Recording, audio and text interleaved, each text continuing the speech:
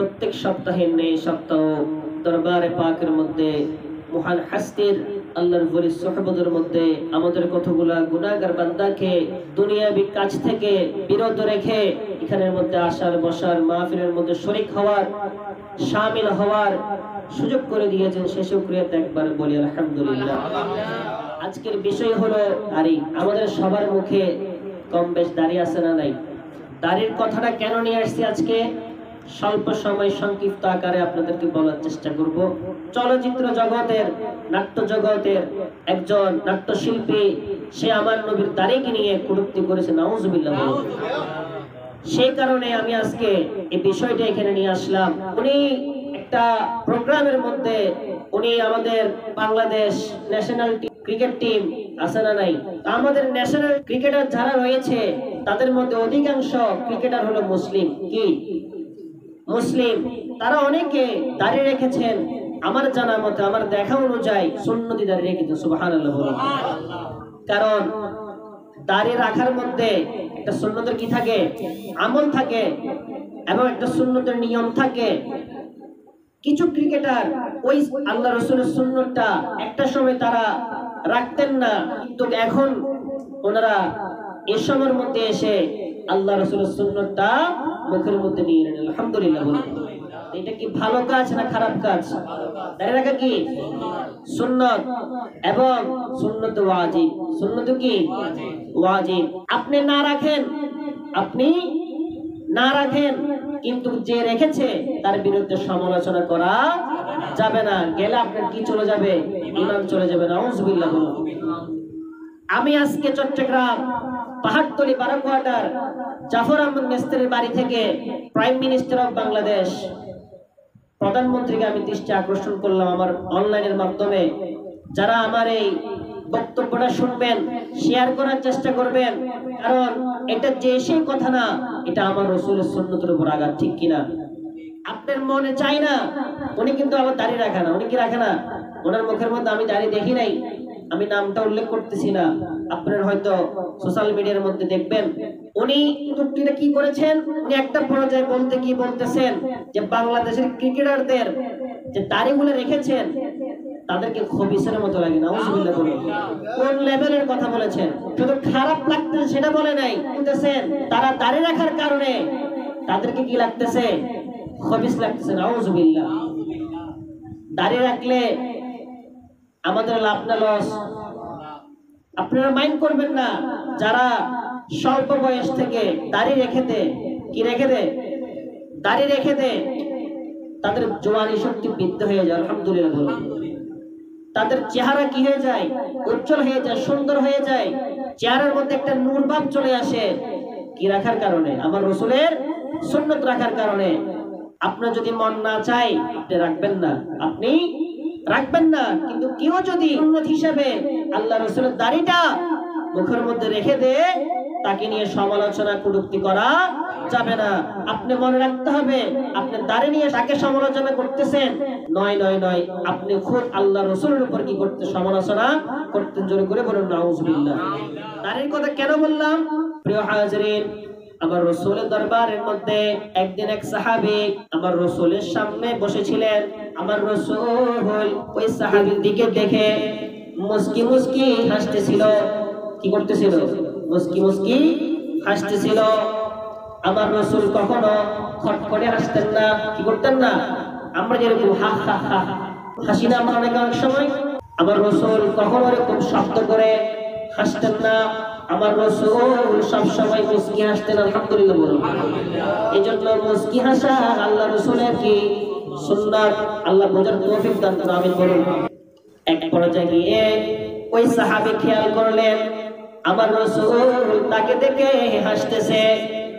ওই সাহাবী আল্লাহ রাসূলকে বললেন, ইয়া রাসূলুল্লাহ, ইয়া হাবিবাল্লাহ, আপনি কেন আমার দিকে দেখে দেখে হাসতেছেন? আমার রাসূল উত্তরে কোনো কিছু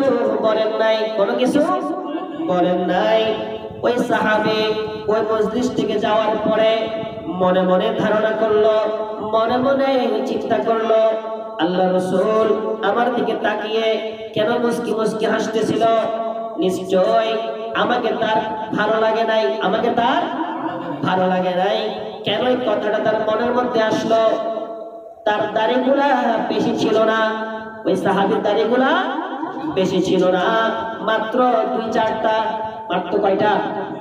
2-4টা ছিল।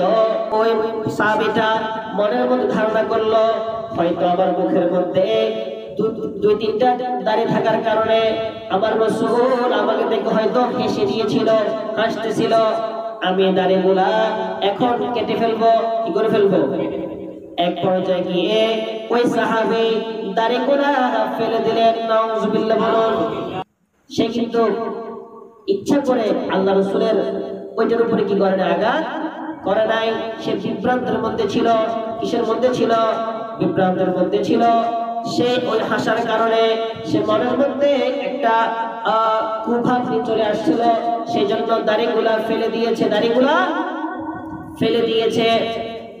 এরপরের দিন ওই সাহাবী আল্লাহ রাসূলের দরবারের মধ্যে আবার গিয়েছিল। কি করেছিল? আবার গিয়েছেন। যাওয়ার পরে আমার রাসূলের সামনে বসলেন। আমার রাসূলের সামনে বসার পরে আমার রাসূল একবার তার দিকে তাকানোর পরে মুস্কি মুস্কি হাসি ভাব ছিল। তাকে দেখার পরে আমার রাসূলের চেহারা বেজার হয়ে গেল। নাউজুবিল্লাহ বলুন। আমার রাসূল তার দিকে আর একবারও তাকান নাই, একবারও তাকান নাই। ওই সাহাবী মনে মনে আবার ধারণা করলো ঘটনা কি, ব্যাপার কি। গতকালকে আমি যখন রাসূলের দরবারের মধ্যে এসেছিলাম, ওনার সামনে বসেছিলাম, উনি আমার দিকে তাকিয়ে হেসেছিল, উত্তরে কোনো কিছু আমাকে বলেন নাই। আজকে আবার আমি তো মনে করছিলাম দাড়ির জন্য, সেজন্য আমি দাড়িগুলা ফেলে দিয়েছি। আজকে সুন্দরভাবে একবারে স্মার্ট হয়ে রাসূলের দরবারের মধ্যে আসলাম। আজকে কেন আমার রাসূল আমার দিকে একবার তাকানোর পরে মুখটা গোমড়া করে ফেললো?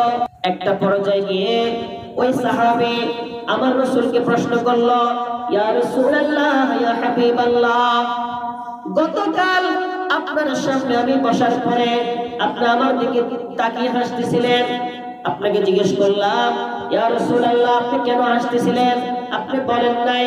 আবার আজকে আমি এখানে আসার পরে আমার দিকে একবার তাকানোর পরে আপনি গোমরা হয়ে গেলেন, আপনার চেহারাটা গোমরা করে ফেললেন। আমার দিকে দ্বিতীয়বার তাকান নাই, আমার দিকে দ্বিতীয়বার আর তাকান নাই। ইয়া রাসূলুল্লাহ, আপনি যদি না বলেন আপনার দরবার থেকে আমি আজকে যাব না। সুবহানাল্লাহ বলুন। তখন আমার রাসূল বলছিল জানেন, আমার রাসূল ওই সাহাবীকে বলতেছিল, ও আমার প্রাণের সাহাবী, আমি কেন হাসতেছিলাম তুমি জানো কিনা?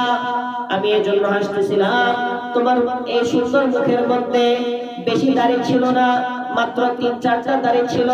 ওই দাড়ির মধ্যে আমার আল্লাহ পাক রব্বুল আলামিন 70টা করে ফেরেশতা দিয়ে দিয়েছিল। ওই দাড়ির মধ্যে তারা একে অপরকে খেলাধুলা করতেছিল। সুবহানাল্লাহ। শুধু খেলাধুলা নয়, খেলাধুলা নয়, তারা ওই দাড়ির মধ্যে লটকি লটকি আল্লাহর জিকির করতেছিল, তোমার জন্য ফরিয়াদ করতেছিল। সুবহানাল্লাহ। এই জন্য আমি ওই দিন তোমার দিকে তাকিয়ে হাসতেছিলাম। সুবহানাল্লাহ। আজকে আমি বেজার হয়ে গেলাম, তুমি আজকে আসার পরে আমি যখন তোমার দিকে তাকালাম, আমি দেখলাম তোমার মুখের মধ্যে দাড়িগুলা নাই, তোমার মুখের মধ্যে দাড়িগুলা নাই।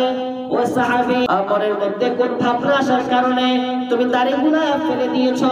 আমার রাসূল জানে কি জানে না? জানার পরও আমার রাসূল বলতেছে, কি কারণে তুমি ফেলে দিয়েছো? তুমি এখন ভুল করেছো, তুমি দাড়ির মধ্যে নয়, দাড়ির মধ্যে নয়, আমি রাসূলের কলিজার মধ্যে আঘাত দিয়েছো। নাউজুবিল্লাহ। কি বলেছেন?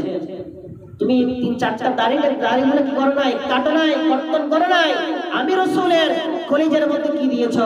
আঘাত দিয়ে। জোরে করে বলুন নাউজুবিল্লাহ। তাহলে দাড়ি না রাখাটা এক বিষয়, পছন্দ না করাটা ভিন্ন বিষয়। আপনি না রাখতে পারেন, আপনি পছন্দ নাই করতে পারেন, কিন্তু এটাকে তুচ্ছ-তাচ্ছিল্য করা, আরেকজন রাখলে তাকে খবিস বলা, তার বিরুদ্ধে কটূক্তি করা, সেটা ইসলামের জন্য কিনা ভালো দিক নয়। সাথে সাথে এটা আল্লাহ রাসূলের একটা সুন্নতের উপর একটা বরখলাফি, সুন্নতের উপর একটা বরখলাফি। ও বেয়াদবকে আল্লাহ যেন হেদায়েত দান করে, আমিন বলুন। এবং যারা ওই সোশ্যাল মিডিয়ার মধ্যে ওই বক্তব্যটা, ওই জিনিসটা দেখবেন, বেশি বেশি করে শেয়ার করবেন। এবং আমি আজকে 12 করা জমিন থেকে তীব্র নিন্দা জানাচ্ছি, জোরে বলে বলো ঠিক কিনা। আপনারাও ওই স্ট্যাটাসটা দেখার পরে, কথাটা দেখার পরে আপনারা নিজ নিজ জায়গা থেকে নিন্দা জানাবেন। কারণ একটা সুন্নতকে আপনার সামনে কেউ যদি খারাপ বলে, সে না পালন না করে সেটা ভিন্ন কথা, কিন্তু সেটাকে খবিসের মতো লাগে, একটা খুশির কথা, একটা অশ্লীল কথা বলার কারণে আপনি যদি প্রতিবাদ না করেন, কালকে আমাদের ময়দানে আমার রাসূলের সামনে মুখ দেখাতে পারবেন? সেজন্য আমি আহ্বান করব, ওই বেয়াদব নামের খবিসটাকে আল্লাহ যেন হেদায়েত দান করে, এবং তাকে যেন, আমি প্রধানমন্ত্রী আকর্ষণ করছিলাম, তাকে যেন কঠোর শাস্তির ব্যবস্থা করে, এবং সাথে সাথে তাকে যেন ইসলামের প্রতি, ইসলামের দিকে আসার আল্লাহ যেন তৌফিক দান করে, আমিন বলুন।